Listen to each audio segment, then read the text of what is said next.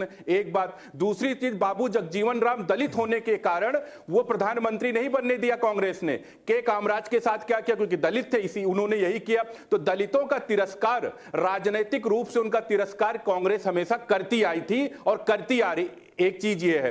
दूसरी चीज, मैं बार बार ये कह रहा हूं कि राम जहां पे होंगे, राम हमेशा दलित, वंचित, शोषित हर समाज के व्यक्ति को साथ लेके चले हैं। तो जहां राम होंगे वहीं दलित होगा, वहीं वंचित समाज होगा, वहीं शोषित समाज होगा और वहीं प्रफुल्लित होगा, वहीं बढ़ेगा। चाहे आप वाल्मीकि को लेके देख लीजिए, रत्नाकर वाल्मीकि बनते हैं, चाहे निषाद राज को देख लीजिए, चाहे अहिल्या जी को देख लीजिए, कोई भी हो, समाज में दलित, वंचित, शोषित समाज जो हमेशा राम के साथ चला है। और कांग्रेस का पतन इसीलिए होता जा रहा है कि हमेशा राम का विरोध, हिंदू का विरोध, लोगों के बीच में भ्रम की स्थिति पैदा कर देना, आज भी उसी स्थिति में जी रहे हैं। मुझे लगता है कि Rahul Gandhi ji leader of opposition, एक लीडर ऑफ प्रोपेगेंडा है। अनिरुद्ध जी, जिस तरीके से आपने हिंदुओं के विरोध का जिक्र किया, इसी के साथ मैं विक्रम गोस्वामी जी का रुख करूंगा। विक्रम जी, नहीं, गलत बात। मेरा नहीं सर, देखिए विक्रम जी से भी रिएक्शन नहीं आया। चंद्रमोहन जी, मैं आपके पास आऊंगा, लौटूंगा। एक मिनट का समय दीजिए चंद्रमोहन जी, एक रिएक्शन ले लेते हैं, मैं आप ही के पास आऊंगा। चंद्रमोहन जी एक सेकंड, अभी मैंने क्रॉस क्वेश्चन किया था, एक बार विक्रम जी का रिएक्शन आने दीजिए, मैं आऊंगा आपके पास। विक्रम जी, जिस तरीके से यहाँ पर हम बात यहाँ हिंदुओं को लेकर हो रही है, हिंदुओं पर हो रहे अत्याचारों को लेकर हो रही है, क्या आपको ऐसा लगता है कि अगर हम यहाँ कंपेरिजन करें कांग्रेस राज को लेकर, जो 2014 से पहले 2004 से 2014 तक कांग्रेस की सरकार रही या उससे पहले की सरकार रही, उसको लेकर, और अभी जो पिछले 11 साल से बीजेपी की सरकार है, इसको अगर कंपेयर किया जाए, तो क्या आपको लगता है कि जो हिंदुओं की आवाज थी वो उस समय यानी कि कांग्रेस के राज में दबाई गई, और बीजेपी के राज में जो हिंदुओं की आवाज है उसे बढ़ चढ़ कर उठाया जाता है? बिल्कुल ठीक बात है। ये आज वर्तमान की स्थिति देखते हैं, आज वर्तमान की सरकार में अगर हम देखते हैं तो जो सांप्रदायिक दंगे पूर्व में हुआ करते थे, जो पूर्व की सरकारें थी जिसमें सांप्रदायिक दंगे बहुत ज्यादा संख्या में होते थे, हिंदुओं को पलायन करने पर मजबूर कर दिया जाता था। ऐसे क्षेत्र जहां पर एक विशेष संप्रदाय के लोग अधिक होते थे, हिंदुओं को मजबूरन अपना धर्म छोड़कर दूसरे धर्म में परिवर्तन करना पड़ता था या फिर वो क्षेत्र छोड़कर जाना पड़ता था। वो घटनाएं अब बहुत कम हुई हैं, क्योंकि हिंदू क्यों, अगर यूपी की बात करते हैं, यूपी में सहारनपुर झूठा सिद्ध हो गया, क्यों झूठा सिद्ध हो गया? आप जाकर देखें यूपी में सहारनपुर में क्या घटना घटी। आप बस यही तो बात है, क्योंकि एक आपने दिमाग में एक पिक्चर बनाकर प्रस्तुत कर दी कि आप झूठ को परोसेंगे, झूठ को बेचेंगे, ये झूठ नहीं चलेगा। आज से पूर्व की सरकारों ने केवल और केवल धर्म के आधार पर लोगों को विभाजित करने का काम किया, लोगों को दबाने का। जहां पर जरूरत थी मजबूती से सरकार को खड़े होने की, वहां सरकार मौन हो जाती थी। हिंदू संप्रदाय के ऊपर, हिंदू धर्मावलंबियों के ऊपर, हिंदू धर्म में आस्था और विश्वास रखने वाले लोगों के ऊपर अत्याचार किया जा रहा था, सरकारें मौन बैठी थी। आज वर्तमान की सरकार में बहुत सारी चीजें ऐसी हैं कि सभी को साथ लेकर चलने का काम हो रहा है। संप्रदाय के नाम पर कहीं कोई विवाद नहीं, कोई झगड़ा नहीं। यह आज वर्तमान की सरकार है। चलिए, बहराइच वगैरह में क्या हो रहा था?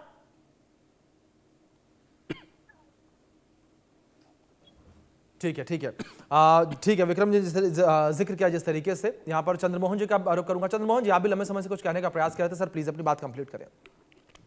देखिए, मुझे समय दीजिएगा, मुझे सबकी बातों को करना। सबसे पहले मैं आपके मित्र की जवाब देता हूं कि वो ये कह रहे हैं कि सबको साथ लेने का काम भारतीय जनता पार्टी कर रही है, इसका जवाब दे दीजिएगा।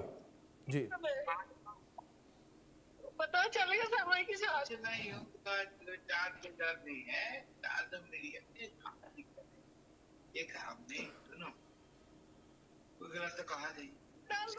ये आपके भाजपा के मध्य प्रदेश के नेता है जिन्होंने बलात्कार किया और सरेआम उस औरत को धमका रहे हैं, और वो औरत वीडियो बना रही है, कह रहे हैं कर ले जो करना है, कुछ नहीं होएगा। आपने साथ लेके तो चला, लेकिन साथ ले जाने के बाद जो उसकी किस्मत टूटी, और किस्मत टूटने के बाद जो आपने ताकत का प्रमाण दिया, उसका रिजल्ट है कि देश के अंदर मेरी पुत्री, मेरी बहनें असुरक्षित है। किसके कारण? आपके कारण और आप लोगों के कारण, क्योंकि आपने एक धर्म की आड़ के अंदर देश के नागरिकों से वोट तो लिए, लेकिन दायित्व नहीं निभाया। अगर दायित्व निभाया होता, आपकी कमजोरी नहीं है, आपका तो दिमाग का खेल है, क्योंकि आप देश से बाहर जाएंगे, महात्मा गांधी के ऊपर नतमस्तक होंगे, 90 डिग्री के ऊपर देश के प्रधानमंत्री और आपके नेता नतमस्तक होंगे, हाथ चढ़ाएंगे, फिर यहाँ आएंगे तो आपके जो पुराने महात्मा गांधी का अस्तित्व पहचाना जाता है हेराम से। आज राजघाट पर जाएंगे, वहां पर हेराम लिखा हुआ है। महात्मा गांधी जी राम को मानते थे, की तरह विक्रम की इसीलिए मत शायद करो। वो इसीलिए मैं राम बहुत के तसल्ली से आपको मेरी पार्टी अस्तित्व के की बारे वजह से में, जाने मेरे और नेता के बारे में पहचाने बोलने जाने लगे। था ना, क्योंकि मुझे पता था मैंने कब काउंटर करना है। तो दम रखा करो सुनने का, अगर बोलते हो तो दम रखा करो अरे सुनने राम का। तो बिल्कुल सतयुग सुनेंगे, में भी थे भाई। बिल्कुल सुनेंगे, बात सही तो हो। देखिए, क्या ये कांग्रेस के में नेता थे, बलात्कार के राम केस में के बंद नेता नहीं युग हुए? में है। तसल्ली से क्या सुनिए। क्या अब कांग्रेस मैं के बात नेता कर- बलात्कार के केस में सतयुग बंद में नहीं भी हुए? थे। राम तो तो सतयुग में थे, सुनिए। या रामचंद्र तो त्रेता युग में है ना। सुन तो लीजिए ना। राम तो अब पहले से रहे हैं। इस अगर बीच में राजा मत बोलिए, दशरथ मैं जब बता राम रहा हूँ, पैदा मैं नहीं आपकी हुए, तब प्रशंसा भी बता रहा हूँ। श्रवण आपकी कुमार आपकी को प्रज्ञा तीर लगने ठाकुर, के बाद उन्होंने आपके हे राम अनंत कहा। हेगड़े, तो गिरिराज इसका अब ये मतलब नई थोड़ी है। नया साक्षी एक महाराज, ख्याली पुलाव पका उसके लेते बाद हैं अपने विपुल दिमाग शर्मा, में कि ये श्रवण सब कुमार को सब तीर वो लगा लोग और हैं उन्होंने हे राम कहा। जिन्होंने धर्म के नाम श्रवण के कुमार को ऊपर कब तीर भाजपा लगा? को पैदा करा ये नया और दिमाग भाजपा में करके पता नहीं देश कहाँ को से खराब क्या चीज करा। उपज करके लेकर और आ जाते आप जैसे हैं लोग और टीवी जो चैनल आके पर बैठकर बैठ अनर जाते गलत हैं, बोलते हैं। वो श्रवण धर्म के कुमार को नाम कौन पर सा हिंदू तीर के लग गया? नाम पर परशुराम भी तो देश के थे लोगों ना। को बरगलाते हैं। परशुराम का अरे तो देश असल के नाम प्रधानमंत्री रामी था। हैं, देश के प्रधानमंत्री है मेरे, लेकिन उनके रहते हुए परशुराम का नाम एक तो असल रामी महिला है ना। जिसकी इस्मत लुट जाती है, उसके संस्कार की जगह नहीं मिलती, परशु तो उसको उनका मिट्टी बाद के में तरह नाम फूंक पड़ा दिया है, जाता जब है। उन्होंने क्षत्रियों एक का अंकिता नौबहार भंडारी, जब आपको जिसके अब्दुल हमीद लिए जी, आज जिस विषय में दिल्ली आपको का जानकारी नेता ना हो जाता है, बिल्कुल उस विषय में जानकारी है, बिल्कुल नहीं बोलना आपसे चाहिए। ज्यादा जानकारी है। बाद में रखा गया आप परशुराम बात नाम है, नहीं पाते। पूरा नाम है परशुराम। अरे नाम आपको उनका पता नाम नहीं, है। आपको परशुराम बाद अधूरा में ज्ञान नाम लेकर आ रखा जाते गया, हैं। जब फरसा उन्होंने उठा लिया तब उनका परशुराम ये नाम रखा गया। देखिए, ये मित्र, आपको क्या मालूम करते नहीं, हैं? आप पहले केवल पढ़ लिया झूठ कीजिए। और केवल झूठ। ये आपने सिर्फ पढ़ा ये नहीं है कांग्रेस ना। की भाजपा आपने अधूरा ज्ञान लेकर आ पुराण जाते जो है हैं। और जिस राम से आपका रामायण सरोकार महाभारत नहीं, का आपने जिस अध्ययन राम नहीं को किया आप है। मानते नहीं, जिस राम में आपकी आस्था नहीं, ये जिस राम को अभिषेक आपने पढ़ा जी, नहीं, आस्था है। उस राम अरे को आप भाई, क्या हम सुन जानेंगे? के बोला था। अब आपने बोला देखिए, कि बीच में श्रवण इंटरप्ट कुमार को करके तीर आप लग गया। श्रवण कुमार को तीर मार दिया आपने। अब कह रहे हैं कि राम पहले अरे वो नाम था, बाद दशरथ में ने मारा था ना। नहीं, देखिए यहां पर एक बात तो मुझे बीच में करनी पड़ेगी, अगर आप लोग फिर बायस्ड कहते हैं।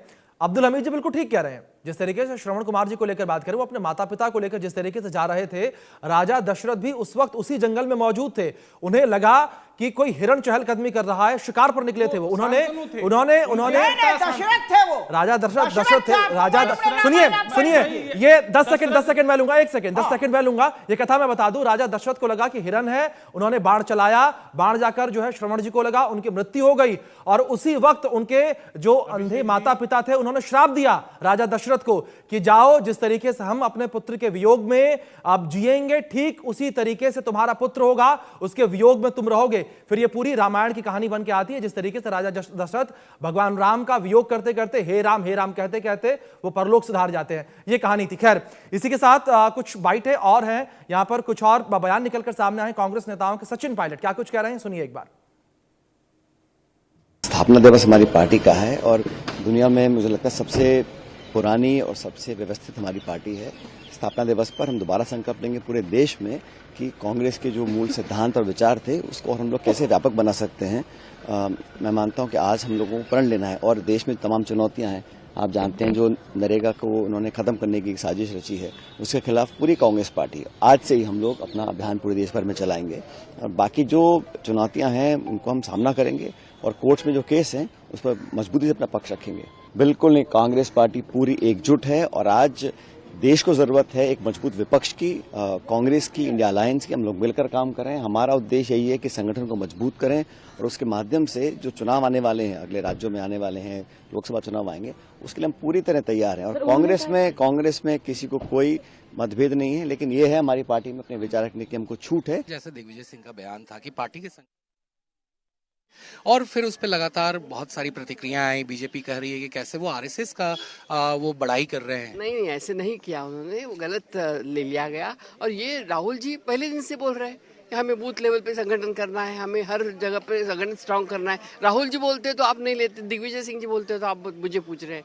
हम सभी एक ही मत के हैं, एक ही हम अनुमान निकालते कि हमारा संगठन जब तक मजबूत नहीं होगा तो तब तक हम व्यर्थ लड़ाई लड़ना नहीं चाहते हैं। और उसी के कारण हम हमारे स्टेट, जैसे मेरा स्टेट हिमाचल मुझे दिया है, सौंपा गया, हम वहाँ शुरू कर दिए हैं। बहुत बहुत शुक्रिया मैम बात करने के लिए। तो ये थी रजनी पाटिल जी, जिन्होंने साफ तौर पे कहा कि कांग्रेस के जितने भी वरिष्ठ नेता हैं उन सब का एक ही मकसद है, आखिर संगठन को कैसे मजबूत किया जाए।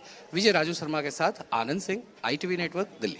देखिए, बात यहाँ पर कांग्रेस की कमजोरी को लेकर हो रही है। कांग्रेस नेताओं के द्वारा कहा जा रहा है कैसे कांग्रेस को मजबूत किया जाए और लगातार चर्चा में खास मेहमान भी हमारे साथ बने हुए हैं। और जल्दी से मैं चंद्रमोहन जी आपका एक रिएक्शन इस पर चाहूंगा। मैं जिस तरीके से अभी बात जो है कहीं से कहीं और पहुंच चुकी थी, अपनी बात प्लीज आप कंप्लीट करें, इसके बाद मैं लौटूंगा सर आपके पास भी। जी देखिए, चंद्रमोहन जी। बिल्कुल आज मनरेगा के विरोध में 5 जनवरी से कांग्रेस पार्टी का एक ऐसा अधिवेशन चलेगा जो जनमानस तक पहुंचेगा और संगठन लेवल और बूथ लेवल तक कांग्रेस पार्टी अपने कार्य प्रणाली पर राहुल गांधी जी के नेतृत्व में एक नई कांग्रेस ऊर्जावान होकर सामने आ रही है। वो भाजपा की तरह नहीं है कि अगर उनका एक कार्यकारी अध्यक्ष बनाया जाए जिसका अता पता ही ना हो, और इस तरह से बनाया जाए कि 2 व्यक्तियों की चले और कोई बोले ना, क्योंकि अगर पुराना अध्यक्ष था और अगर गृह मंत्री पकड़ के हाथ कैमरे अभिषेक जी मुझे समय दीजिएगा। आ रहा हूं, अनिरुद्ध जी आऊंगा, उन्होंने मैं आपको समय लौटूंगा आपके पास से आऊंगा मैं काउंटर के लिए। खुले मन के साथ दिग्विजय सिंह जी कोई बयान देते हैं और यादव जी लौटूंगा आपके पास भी। जी भारतीय जनता पार्टी उठाती है, क्या किसी व्यक्ति का, किसी भारतीय जनता पार्टी के नेता जो दबी जमान पर आज 2 चेहरों का विरोध करते हैं, क्या खुल के कर सकते हैं? क्योंकि कर नहीं सकते, क्योंकि हिटलर साई जिस पार्टी के अंदर और जिस पार्टी के अंदर लोकतंत्र की परिभाषा ही ना जानी जाती हो, अध्यक्ष बंद दरवाजे में आ जाता हो, मुख्यमंत्री बंद दरवाजे पे आ जाता हो, ऐसा मुख्यमंत्री दिल्ली को मिल जाता देखिए चर्चा के अंतिम पड़ाव में है, एक रिएक्शन में सबसे भी लूंगा, क्लोजिंग स्टेटमेंट में सभी से लूंगा। ठीक है बात आपकी आई, ठीक है बात आपकी आई। मैं अनिरुद्ध जी आपका रुख करूंगा, जल्दी से प्लीज 30 सेकंड के अंदर अपनी बात कंप्लीट करिएगा संक्षेप में, क्योंकि और मेहमानों से भी मुझे अंतिम कमेंट जी जी बस जी जी जी जी जी जी जी देखिए, मैं इंडिया न्यूज के माध्यम से कांग्रेस के नेताओं की बाइट सुन रहा था। इससे समझ में आ गया कि कांग्रेस के पास न नेता है न नेतृत्व, यानी कि मूल विचारों से भी भटक गए हैं, और न इनके पास में आज कोई कार्यकर्ता टिकने का काम कर रहा है, ना वो साथ रह रहा है, यानी कि न राम में है न रहीम में है, केवल प्रोपोगंडा फैला रहे। एक बात। दूसरी चीज, कांग्रेस का बर्बादी का कारण क्या है? कांग्रेस हमेशा झुकी, उसका पंजा जो है ना गिर गया जनता के दरबार में नहीं, कांग्रेस गिरा है जाके जनता के दरबार में नहीं, वो परिवार के दरबार में, जनपद पे जाके घुटने टेक दिया कांग्रेस ने। भ्रष्टाचार और जातिगत लड़ाई, हिंदुओं के प्रति नफरत, ये कांग्रेस का जो एक कलेवर रहा है, इससे कांग्रेस पताल में चली जाती रही है। अगर आपके पास में, कांग्रेस के पास में आज स्थिति क्या हो गई है? केवल एक प्रोपोगंडा और भ्रम की स्थिति फैला दी है कांग्रेस ने, और कुछ नहीं किया है। और वो केवल परिवार को, राहुल गांधी, आज राहुल गांधी की स्थिति क्या है? राहुल गांधी प्रियंका वाड्रा आपस में लड़ रही है, कौन बड़ा नेता, छोटा नेता, बड़ा नेता? प्रियंका वाड्रा की प्रोपोगंडा ऐसा बढ़ाया जा रहा है कि दादी की नाक कैसी है, उनके बाल कैसे थे, ये उनके यहाँ नेतृत्व का गुण दर्शाता जा रहा है। नेता है, ऐसे बहुत सारे नेता जो मैं बिल्कुल जानता हूं राहुल गांधी जी की पार्टी ही है और चंद्रमोहन की पार्टी नहीं है, ये राहुल गांधी की पार्टी है। परिवार में जाके गिर गई है कांग्रेस, केवल परिवार को बढ़ाने के लिए कांग्रेस की दुर्दशा हो गई। हिंदू विरोध, भ्रष्टाचार, परिवार को बढ़ाना, 3 कांग्रेस का काम। और जो परिवार का देख लीजिए, राहुल गांधी लॉन्च होने वाले नहीं है। चलिए ठीक है, देखिए आरोप प्रत्यारोप का दौर जो है इसी तरीके से देखने को मिलेगा, और लगातार दोनों दल जो हैं वो एक दूसरे पर आरोप लगाते रहेंगे। लेकिन इस बीच अगर बात यहां दलों के कमजोर होने को लेकर करें तो यहां लगातार यही कहा जा रहा है कि जो दूसरे छोटे दल, और या यूं कहें कि क्षेत्रीय पार्टियां अस्तित्व